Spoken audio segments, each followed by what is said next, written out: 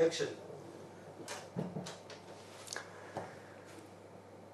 Hello, dear students. Thanks for being with us. Thanks a lot. And we're here for another session of questions and answers. And let's go right to it because we don't have much time. Is there a topic? Previous lessons. Excellent. Let's go.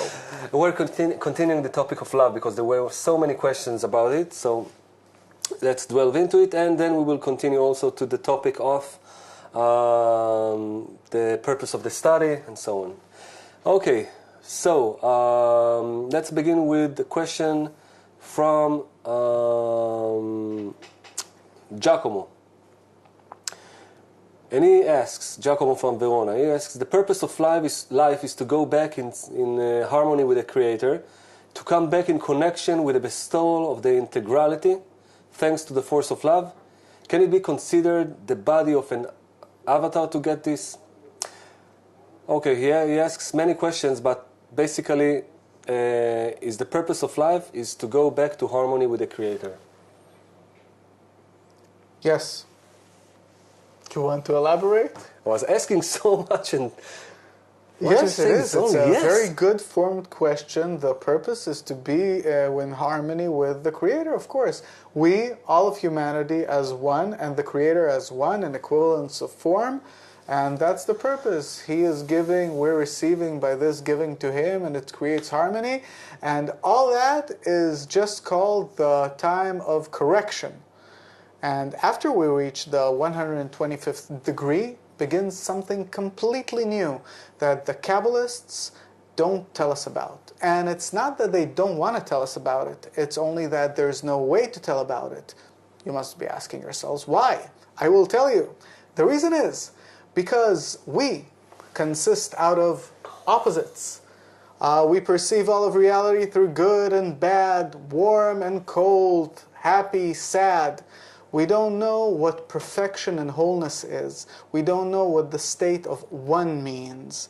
And that is what we reach after the final correction. We become one. And you can't even write about it because even a book is black letters on a white page. It's a contrast. So all the contrasts are gone. There is only perfection, wholeness, and one. And that is the purpose of it all. Moreover, that it's not just an analogy, like, a metaphor with the white paper and the black letters. I remember once Rav Leitman told us that he told Rabash that he begins to see other words in the book of Tas and the study of the 10 Sefirot that he didn't see before. Mm-hmm. Like he began to read the white and not the black, and this is how you really transform all of your perception when you are reaching spirituality. So, as Ariel said, when it all becomes one, the desire, the will to receive, and the light are as one, that you don't see any difference, but they're in addition, this is another reality that you cannot write about it. Okay?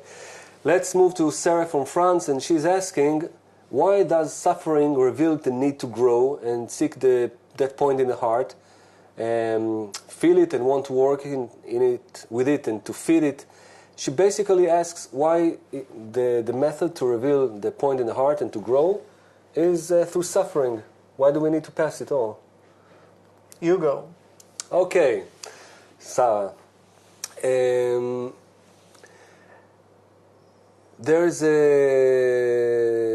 are many ways to explain this thing, why suffering, but really it's like there's a nice story, nice metaphor of Rabash, mm-hmm. Which is giving that people come and go in the street and they see father with his kid, and the kid is like crying madly, like screaming, and he asks the father to give him something, and the father refuses, and everyone passes, and if everyone thinks what a cruel father this is. And then they ask the father, why are you not giving him what he wants? And the father explains, this kid wants a needle to pick his eye, and I don't want to give him a needle because he will hurt his eye. And the metaphor here is that we were created with the will to receive. And the will to receive, its only and sole purpose is like, I don't know, like a bus. It takes us to the next stop where we can use it and have the second nature that we will want it, and that we will want it always preferring it on top of the will to receive.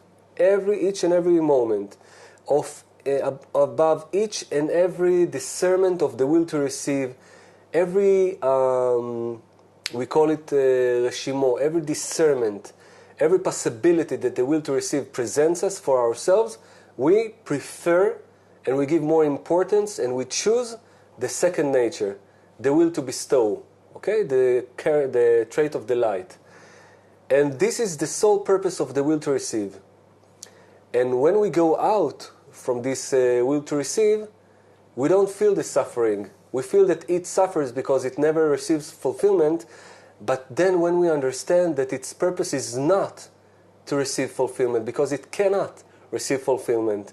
We talked about it in the first and second lesson when we discussed the problem of fulfillment.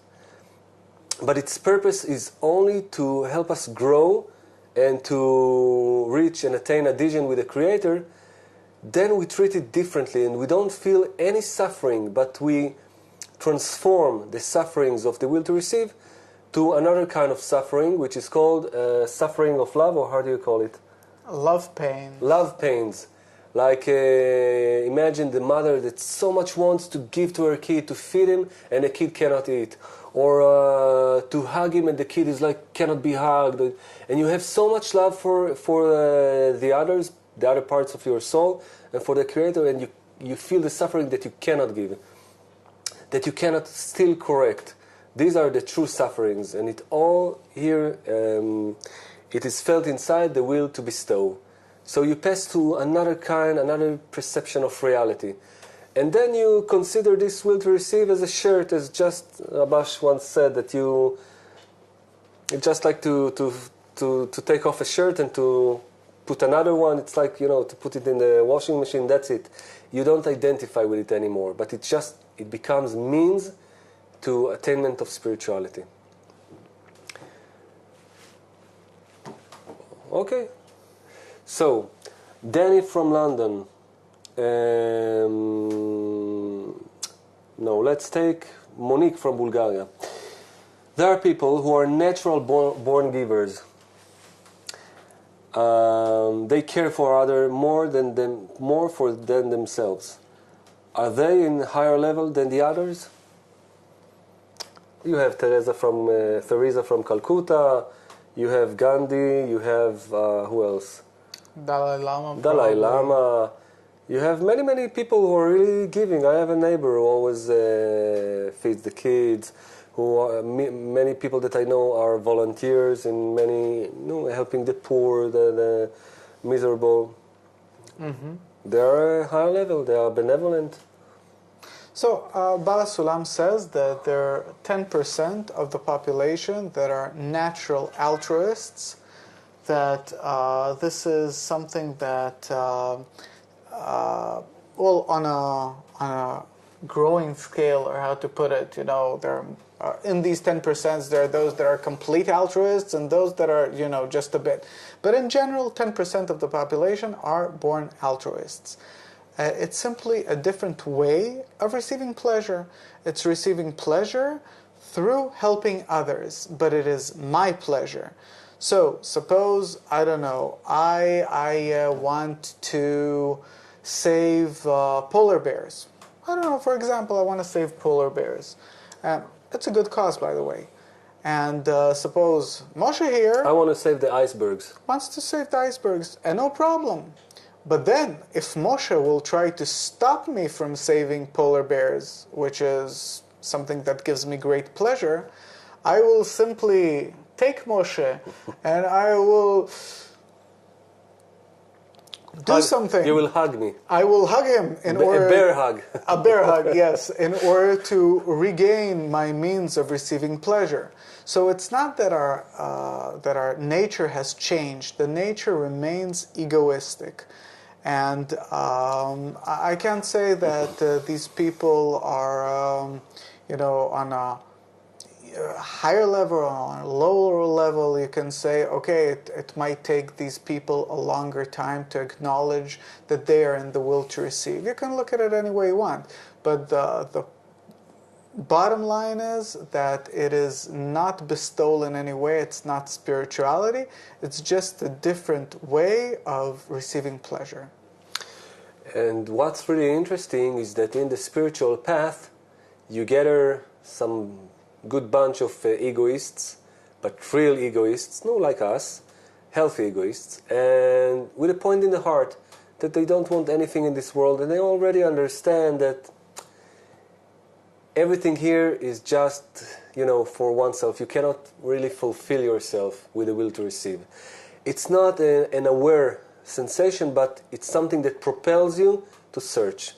And when you gather all of these egoists in one group, and they begin to follow the advice, recommendations of the Kabbalists, which tells them to go against their will to receive, and in the actions, in the thoughts, in their way how they speak with one another, they're going towards the direction of connection. They play the next level as if they were connected. Then the light that reforms through the study begins to shine on them, begins to illuminate, and to develop their will to bestow, their point in the heart. And then they understand how much they begin to see their intention. Yes, I'm doing actions of bestowal, of unity, of connection. I'm teaching Kabbalah. I'm saying how much it's important to unite, to connect. And then I begin to feel more and more like under a microscope what are my real intentions are. I begin to discern this will to receive, how much it governs every small detail of me. These are very deep discernments of which really the Kabbalists are writing. Rabash, all of the story of the, Exodus of Egypt, is talking about this. How the point in the heart, Moses, is going out of Egypt, of the control of Pharaoh, the will to receive, and wants to receive the Torah, the light, the correction. And when you reach this, this cry, when you reach it, it's the moment that you had all of the discernments of the will to receive, that in every action you want it, you're doing it for yourself, but you're doing and you're loving the other, and you're doing whatever to bestow on to the others, but you see that the intention, it's not it. And then you have for the first time the need from the light or from the Creator, from the Boré, to help you. This is the first moment that you have the real prayer, that I need the Creator because I'm desperate from despaired from my own powers to change, to do something, and I understand that only the light, only the Creator can do it. And then I ask Him. This is the first time. And this is a totally different path of development if you compare it to someone who just believes, I'm bestowing and I'm good. So you don't have anything to discover.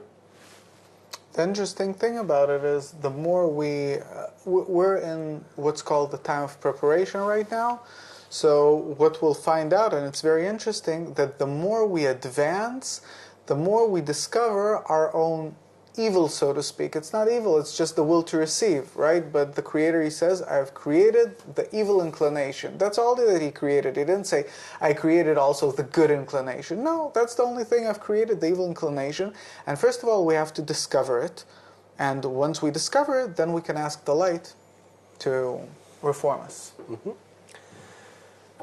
And we have Manuel from Cadiz, Spain. And he's asking, but I believe that the Creator is always giving us love. Mm-hmm. On the contrary of what you said. Regardless of whether everyone has the vessel ready to receive or not. Is it true? That He's all the time giving us love? Always giving us love, regardless of whatever. If everyone has the vessel or not, He's giving me love. Mm-hmm. Us. There's this article where it says it's the essence of the Torah and its meaning, I think. The essence of religion and its purpose. Yeah, and its purpose, right. Where it says that the Creator, Baal HaSulam says that the Creator is utterly good. that his whole intention is to do good to his creatures. That's the purpose, and that he has no reason to do anyone harm because he is primary to everything, and he has no will to receive. He explains it there very nicely. So first of all, Yeah, we talked about it in the previous lesson. yeah, so that put aside, first of all, that he has no reason to harm us. Now about the loving part. I would say like this. I understand love as in a very pragmatic way. If there is a creator, he should fulfill me, and that's it. Excellent approach. Yeah, he should fulfill me. And if he's not fulfilling me, so he doesn't love me, right? No, between us, Manuel, no one knows, right? He doesn't love. And moreover, I will tell you, in order to understand what is love, and we talked about it, love is equivalence of form with the quality of bestowal. Like, when I'm bestowing like the creator, then I feel then there is love between us. Like we're in adhesion. And I feel his thoughts, I feel his intentions. This is called that I'm talking to him, like in connection with him. And if I feel my life here as full of suffering, and not only mine, I see the entire world. It's enough to open the TV, to read the newspapers. You see so much suffering, and that means that you condemn the Creator. That means that if, like Ariel says, that there's a reality that the Creator is full of love, just love in the world, but what do I see? What do I perceive? I perceive only evildoers. I perceive only pain, suffering. I don't know. I perceive a world full of inflictions. Then, and we will learn about it, the whole corruption, the whole things which are not going are inside of me. This is my perception. And in my perception, I condemn Creator, because Creator is everything outside of me. And I condemn because I see a world full of pain. So I'm not in love with the Creator. But what do I think? Because I don't study Kabbalah. So what do I think? I think that the Creator is bad. Or I could say, yeah, no, he's not bad. He loves everyone. So this is why we have a law, a very important law in Kabbalah, a very important rule that helps us to treat reality in a very serious way. And it's called that the judge has only what his eyes see. What his eyes see. I cannot speak of something that I don't attain. I cannot say really, Creator is good, Creator really loves. The Kabbalists are saying, and I can discover it maybe, but if I really examine what I feel, I don't feel any love. Look at my life, look at your life, Manuel. So we need to attain these things and to be really precise. Yes, Kabbalists are saying this. I want to attain it. I want to discover it. But as for now, if I'm looking really at my will to receive, no, I don't discover it. I attain the opposite. Okay? This is very important to understand in which situation, in which state I am, so I can look towards the correction and know where I have to go, where I have to aim myself. Mm-hmm. Ana from Lugo, Spain. The Creator give me all your love, and I receive according to the extent of my vessel. This is right? Like the Creator gives me all of His love, and I can receive His love according to the measure of my vessel. Yes, more correctly to say, I give Him love according to the extent of my vessel. And that being the best possible thing, best possible sensation, purpose to give, to bestow onto the Creator. And a side effect would be that I also receive His love as a result of my will to bestow, but only because it pleasures Him. He's the focus now. And Laura from Alicante. I wonder if we should join our points in the heart, but my husband doesn't have a point in the heart, like he doesn't study. So how could I connect with him if I think that I have a point in the heart? How could I connect with my husband? Mm-hmm. So, first of all, this is the best possible situation for your development because this is how the Creator has set it for you. And you should truly appreciate your husband for you being able to study, and even though that he doesn't have a point in his heart, that is something truly admirable. And there are many ways, many things that I don't know exactly what the situation is. Is he willing to hear about it or not? But, a woman can get a man eventually to do anything without any pressure, of course, because in spirituality you can't force, you can't coerce. But if you put the lessons on during the day when he hears it here and there on the computer, or you from time to time give him something interesting to read, something very light, that can hasten the development of the point in the heart. And what was the question actually? The question was, how can she connect with him if he doesn't have any point in the heart? And so for your spiritual development, that's the best possible thing that you can do. And as regarding the work between the male part and the female part, then the group as a whole, as a concept, not a concept, I don't know, as an entity, I don't know exactly how to say it, as a spiritual entity, that would be the male part with which you work. We didn't get into these things yet. Female work, male work, it's very similar, but there are two parts, so probably they have to work somehow together, and we will talk about this. But in general, just that you know that you're not missing out on anything. I'd say even more that you got this opportunity to do this wonderful work with him, so it's kind of a present from the Creator. And I want to emphasize another aspect. When we discover Kabbalah, it doesn't matter now if we're man or woman, our point in the heart begins to shine. That means that we begin to see all life with this new desire. And it's like it burns us. We want everyone to know. We want to convince everyone. Sometimes people would look at us like we're like religious fanatics or something like this, that we want to take everyone and to bring them to our new, religion or new madness. And this is a very crucial moment in which we have to be very wise, I would say, and not to act. Why? Many cases, our partners begin to feel that we have new love in our life. And it really is. We discovered our soul, we discovered spirituality, and we begin to slowly to give time to this discovery. And this is the point where we have to do whatever we can to show them, and please listen because it's very important, very crucial. To do whatever we can, even though they don't have the point in the heart, it's none of our business. Boré will illuminate or not the point in the heart when it will be time. But what depends on us is our attitude towards them. And if we will show them more attitude of love towards them, more attitude of care, and we will not deprive them of their time, of the time that we dedicate to them, this is very, very crucial.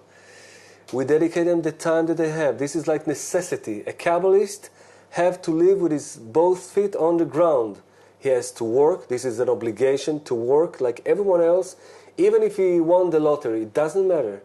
He have to work like everyone else. He needs to have a family, like to get married and so on. Why? Because he needs to be in this world, connected to people, connected to Creator, connected to all of these systems.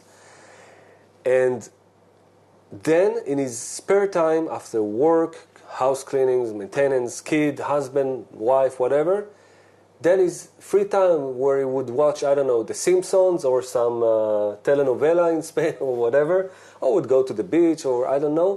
This is the time that he can choose. How should I use this time? This is the time that he can study.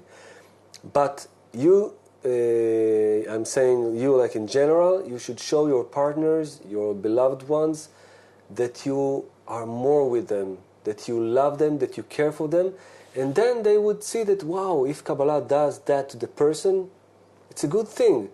And if they will see and think of you, what you would have done. If Kabbalah, this Kabbalah or this study is taking this person away from me, they would begin to resist. And it's a natural reaction of the ego. And we really recommend you to be very considerate. Very considerate in these things, because this is like the ABC of the path. And it's not that we get used to it. Each and every moment, you have to maintain these things along the path. Okay. So, again, Anna from Spain asks, so the Creator is something external to us, and we are something external to Him?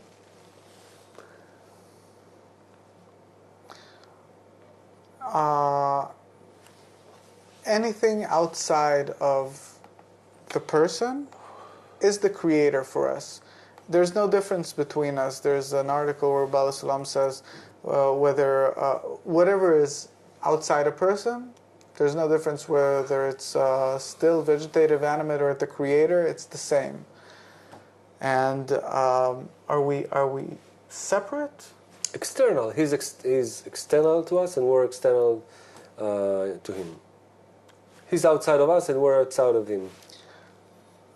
Yes, but because of our intention, not that there is... Did we talk about perception of reality? No. Not yet. Okay, so just in general, that our whole perception is determined by our intention. And since we are in the intention in order to receive, we feel separate from the Creator. But actually, once we change that intention, we no longer feel separate. And Ellie from Manresa, from Spain. And she asks, I don't understand the concept of hate that the teachers were talking about. What the hate means? Mm-hmm. Me? I'm expert in hate, in hatred. We believe that we know hate. Like in our world, as they show in the cartoons, that there's the evil guy and he's laughing his evil laugh. And he's hating everyone. And there are those nice creatures or nice people, like in the Walt Disney, loving, singing, and birds are hovering around them, and they love. But the reality is, if there was a Kabbalist cartoon or animation, you would have seen that they're going each one with just an intention that you want just to exploit everyone, just and to hate, just to I don't know what. And the hatred is not measured on the same axis, on the same parameters of the will to receive. Because yes, in the will to receive, in this box, in our perception, you have, okay, I love someone. What does it mean? I don't want to do him harm, no, as long as he fulfills me. Or if I feel that he's a part of me, or I am afraid of the consequences, and so on. But I'm always thinking about the surplus, always thinking about the fulfillment, the end result.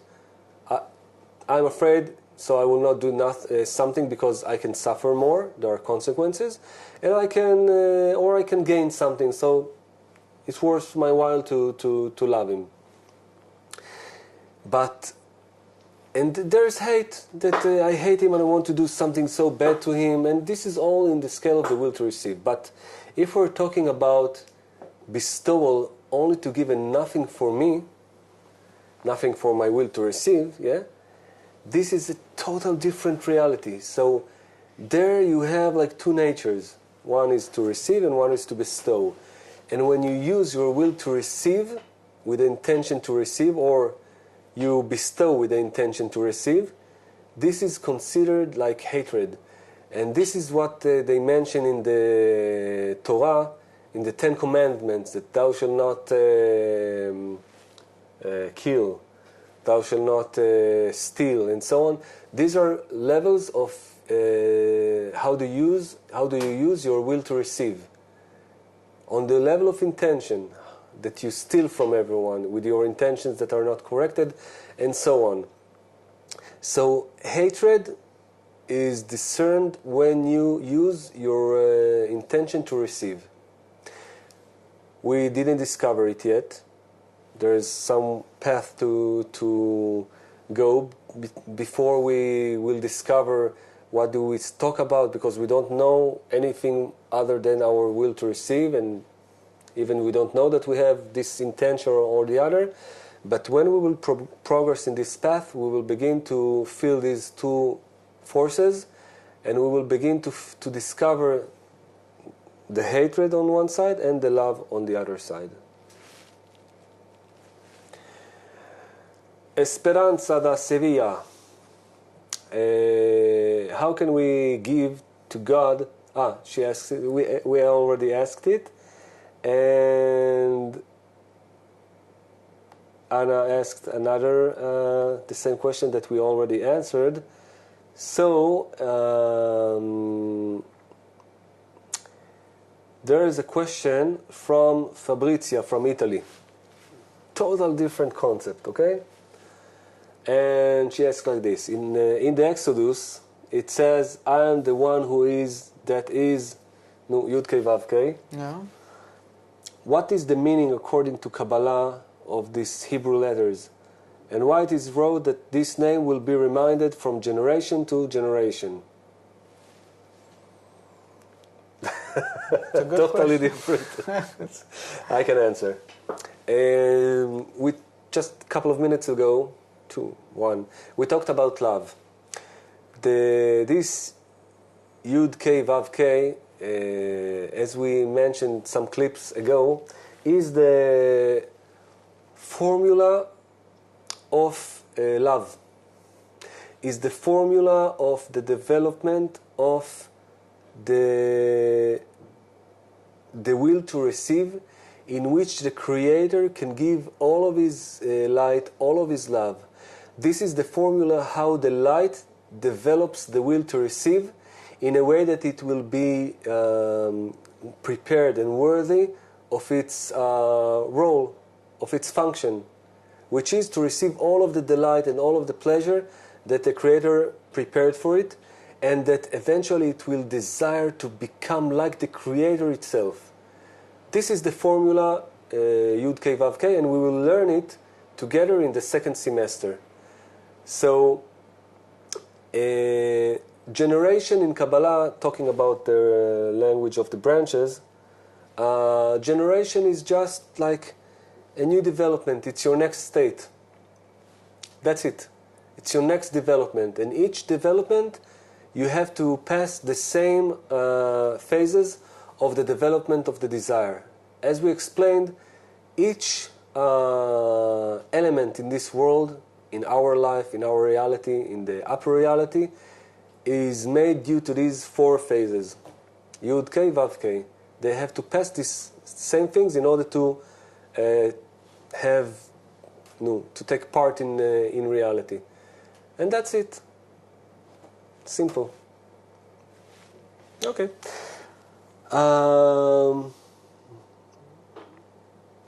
So we were mentioning the concept of what is name and what is in Kabbalah, like name, the vessel, and there's Lubikov from France, and he's asking, on these worlds, I could say that my name changes according to the different levels that I pass as the evolution of the embryo until birth?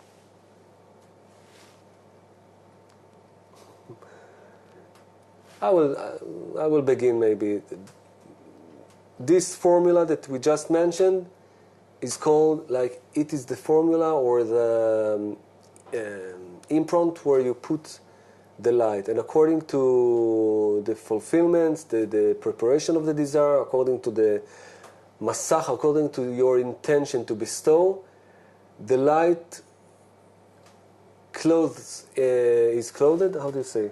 Clothed, yeah. Clothed in a different aspect. It's like there's one light. But if you pass filters with several colors or a prisma, so you see many different phenomena from the same light. You see different colors, all of the rainbow. You see red light. You see, I don't know, lots of phenomena. And this is like that you give it a name because according to your vessel, you perceive the light in a certain aspect. And this is the significance of name in Kabbalah. Or in other words, we can say that according to your will to receive, to your actual attainment, your actual will to receive, this is how you perceive the Creator. Like, for my child, my daughter, when she was 1 year old, or even less, mother was just a concept of 2 hands hugging and breastfeeding. This is mother. Then she grew, her vessel changed, and now mother, and then mother was someone who can give her something when she cries, can change diapers, can wash her, can hug her, can kiss her, and so on. And when she will become a full-grown woman that gave birth like a mother, then she would understand and give name or treat the mother differently with other things. So this is how it goes in spirituality. Nothing to add. Nothing to add. Okay.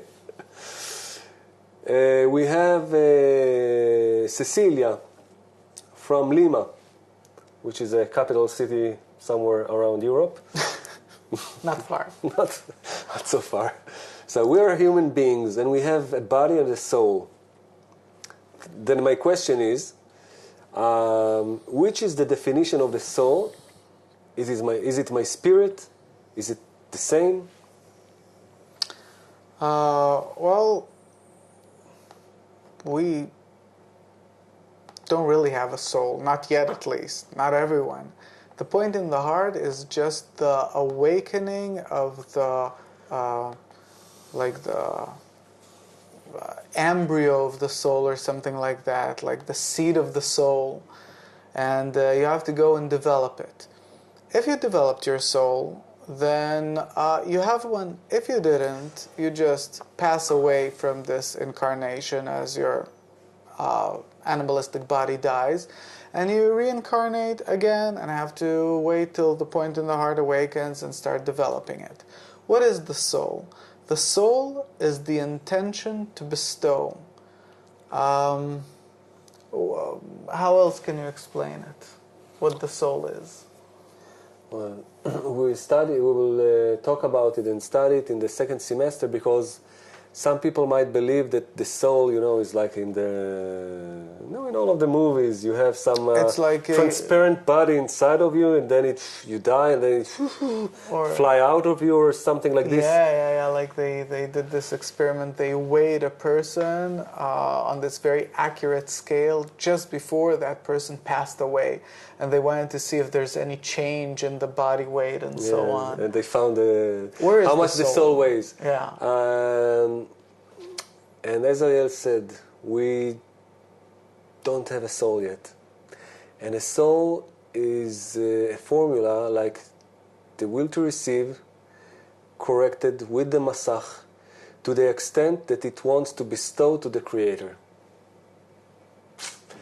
What does it mean? It means that you are working with a new will to bestow, using your will to receive in order to bestow. What does that mean? In simple word, I would say I'm coming to Ariel. He prepared me a soup. We will talk about it. We will study. Don't worry. But just to understand, he prepares me a nice soup, and he loves me, and he wanted really to give me that soup. And I'm coming to the house. I'm not even saying hello because I'm just in my will to receive. And I'm taking the bowl and drinking it, and that's it. This is the story. I'm doing, sorry to tell, a nice barp, can I say? Barp, yeah. And I'm going away. And the hell is... Okay, and if I'm coming with a will to bestow, first of all, I need to be prepared and to be sure that I will not just come and that I can control my will to receive, that I'm really doing restriction. I don't want it. If it's for myself, I don't want it. Why? Because it's more important for me to be like the Creator, bestow, than receiving the pleasure. Please continue. At least not to receive it. At least not to be a receiver, whereas Ariel, he's giving. I want to become like him because I don't want this bowl of soup. I want connection with him. So I'm coming and I want to do a restriction. But I love this soup. The eddies, the fragrances. And this is one of the aspects of Masach, the power to overcome the will to receive. That it's more important for me to be in connection with Ariel than with this bowl of soup. And then I decided, okay, I will drink it. But every sip that I will take will be only because I want Ariel to be happy. Because I begin to feel that he wants to make me happy. And it's a long story, but just to make it short, I'm bestowing to Ariel even though I'm drinking from the soup. Because my intention is to please him, to bring contentment to him. And he's bestowing to me, and then we're in love because we're in equivalence of the form. So it sounds maybe complicated and all these calculations and so on. I heard Rav Lightman say that it's once you attain spirituality, it seems like the most natural thing. You don't have to think about it. Like being a mother. Yeah, it comes naturally. But we will explain it, and you will see in Europe there are many of these Galateo in Italy and all of these. You will see that you know it very well. Please stay in my house. No, I must go. No, please stay there. Okay, no. We will see all of our behavior is governed by these laws. You will see, it's amazing. Okay, last question. Rosen from Bulgaria, and he's asking why the Creator was revealed 6,000 years before that Adam revealed it and not earlier. Why? Yeah, why? Just 6,000 years before. Did we talk about perception of reality? No, we didn't. Yeah. I can give an example, an answer that I heard Rav Lightman. He explained it really 2 or 3 days ago, I think. He said that there were attainments before Adam. There was certain spiritual development, but the real discovery, the first attainment, full attainment of the Creator, of Boreh, was by this first Kabbalist that was called Adam HaRishon, the first Adam, and he was the one to develop the method of Kabbalah. That's it. It's like, it's a matter of development. It's like a baby in his mother's arms feels that she loves him, which is very true. But he doesn't know what the mother is. He doesn't know what love really is. He doesn't know the relations between the mother and the father and the whole world that's around him. He just knows that he's in his mother's arms and it's love. So it's a matter of development. The more you develop, suddenly you start understanding that I can love back and what are all these things and so on. You're still in a loving environment, but you start grasping it more and more. And it has to do with the development of the human ego, where you can attain godliness and spirituality only to extent of the development of the ego. If you have a very small ego, you can have a very small attainment. Therefore, in Kabbalah, we don't try to, restrict things or limit them down or, do lists of this or less of that. It's the special thing about this method is that it develops along with nature. Nature has a plan to develop the ego, and we go with it. We only say that we have to learn how to work with the ego. And that concludes it? Concludes it? Our session. Thank you for the questions. Thank you for being there. And we recommend you to go over and over again of these questions, of these lessons. This will build this very strong and solid foundation for all of your continuation in this path. And see you soon. Thanks a lot. Till next time.